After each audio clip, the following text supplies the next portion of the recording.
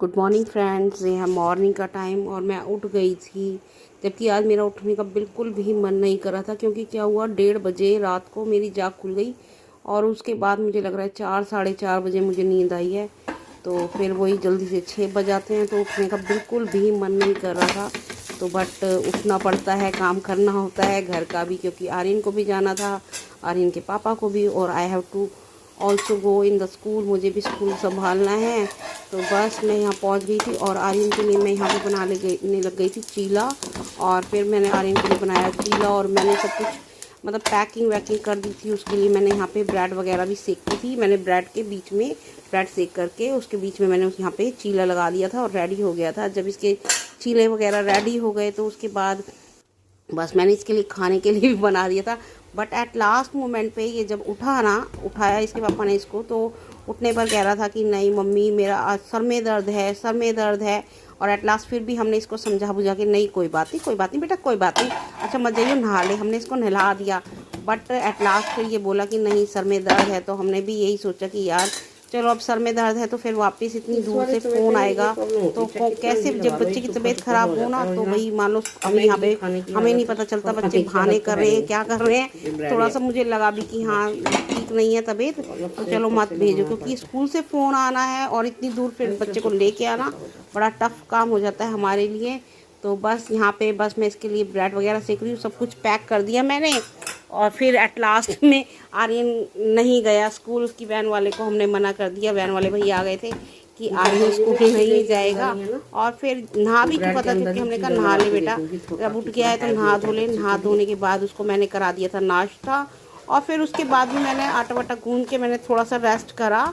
और मैंने, क्योंकि मेरे को भी लग रहा था, मैंने भी आधा घंटा रेस्ट करा। बट फिर बेचैनी तो रहती है कि काम तो करना है और स्कूल भी जाना है, आर्यन के पापा को भी जाना है। तो बस फिर उसके बाद उठ के मैंने आटा वगैरह गूंद के सब्जी वब्जी बना के फुलके बनाए और अपने लिए 2 पराठे, क्योंकि मेरे से मॉर्निंग में फुलके नहीं खाए जाते हैं, तो मैंने अपने लिए बनाए थे पराठे। और बस यहाँ पे ये सब कुछ बना बनू के थोड़ा डस्टिंग वगैरह करके मैंने, और फिर उसके बाद मैं पहुंच गई थी स्कूल, क्योंकि आज मुझे स्कूल में भी बच्चों को करानी थी एक्टिविटी। क्योंकि आज क्या था कि आज है ना वर्क कम होता है, कलरिंग डे था जो थर्सडे था।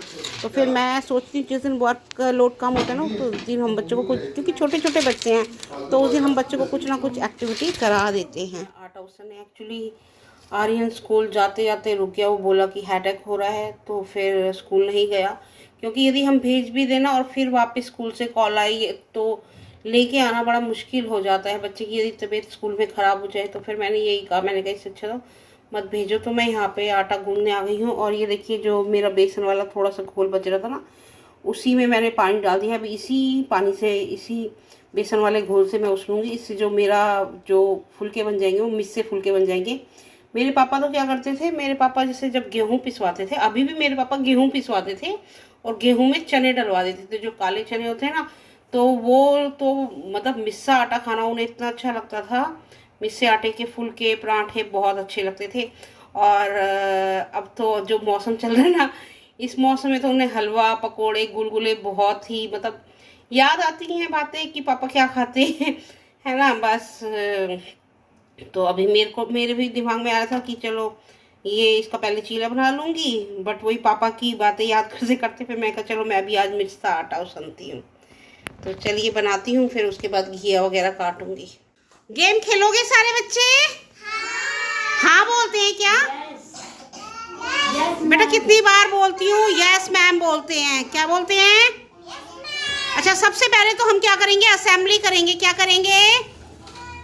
असेंबली करनी है ना। Now you have to make a line, make a line. हाँ काका पुप्पू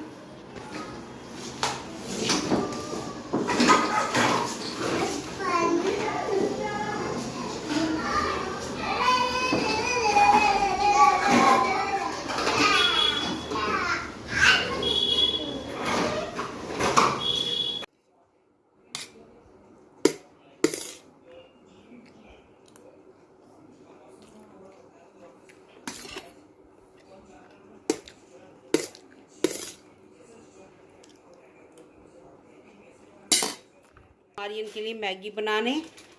है ना। हाँ, क्योंकि आर्यन को भूख लगी रहती है, छोटी छोटी भूख। अब इवनिंग का टाइम हो रहा है और आज बर्तन भी मुझे ही करने हैं क्योंकि संध्या के बेटे की तबीयत ठीक नहीं है। तो मैंने कहा बेटा आप छुट्टी कर लेना, और मॉर्निंग में देखो वो आती है नहीं आती है तो मुझे ही काम करना पड़ेगा, या फिर मैंने उससे कहा है कि कोई और आ सकता है तो उसको भेज दियो। और अब तो यह है कि थोड़े बहुत बर्तन हैं। मॉर्निंग में तो वो आ गई थी बताने भी, तो फिर काम भी कर लिया उसने, सबके घर ही गई थी। और अब भी मैंने उससे कह दिया कोई बात नहीं, रेस्ट करो, बच्चे को भी ज़रूरत होती है माँ की। तो बस अब थोड़े बहुत बर्तन हैं तो बर्तन वगैरह मैं कर लूँगी। बन रही है हमारी मैगी।